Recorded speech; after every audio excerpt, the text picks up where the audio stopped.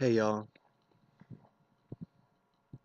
it's October the 25th, 2015, and the BLM is back in headlines. The BLM, if you don't know, stands for the Bureau of Land Management, which was just pretty much an organization that was founded to mess things up real bad.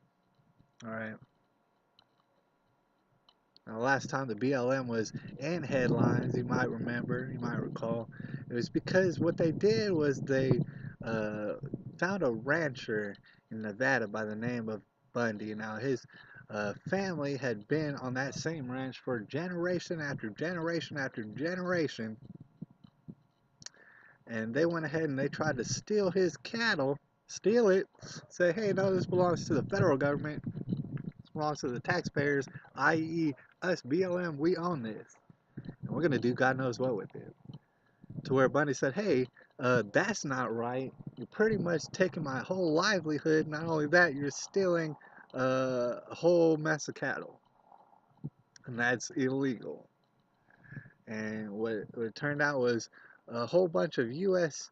citizens came armed, uh, and they pretty much agreed that, hey, no, this is not your cattle. You can't just steal them and say that it's yours now. And eventually they got that cattle back, but please believe, had they not come with an armed militia, the good fellas at the Bureau of Land Management would have stole and robbed this old man blind off of a ranch that his family had been on for generations. Believe it or not, BLM is back in the headlines. I read a particularly interesting article, and I put a link at the bottom so you can inspect it if you want to as well. But let me try to describe the situation that the BLM found themselves in the middle of this time. Now, like I said, it's called the Bureau of Land Management. So what they do supposedly is they manage the land and the resources on that land, including animals, including wild animals.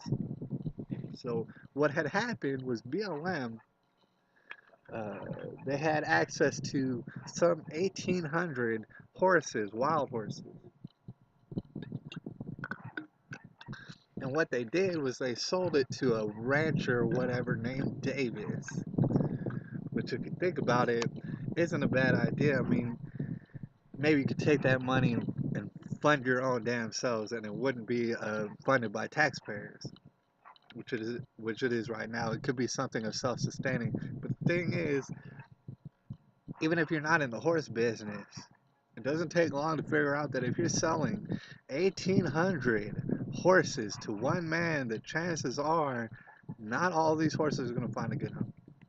In fact, most people would tend to believe that if you're buying 1,800 horses all at one time, chances are that many of them are going to get slaughtered for whatever reason. Just stands to reason that that would be the case. And guess what? That was the case. This agency in charge of land management went ahead and took the resources of that land and sold it into slaughter right quick. That should leave a bad taste in your mouth, really. I mean, that just doesn't sound good. But already that doesn't sound very savory. Let's go into the details of this. As it turns out, this Davis guy reportedly only spent somewhere around $10 a head for each horse. Now let's think about it like that. He bought 1,800 horses, all for slaughter. Please believe he didn't feed them or anything like that. He took them straight to slaughter for about $10 a head. Now, if you're a little girl out here in the United States of America, wouldn't you love to spend $10 on a horse of your very own? No, too bad. That's going to be glue or whatever else meat that they're going to pretend is cow meat. All right, he paid $10 a head for them. That's stupid cheap. All right, but not only that. All right, it does not end there.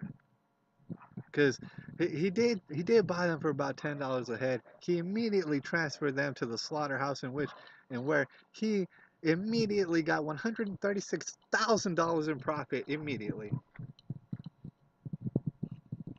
You know what I'm saying? If it was unsavory before, that just makes it a little bit more unsavory, doesn't it?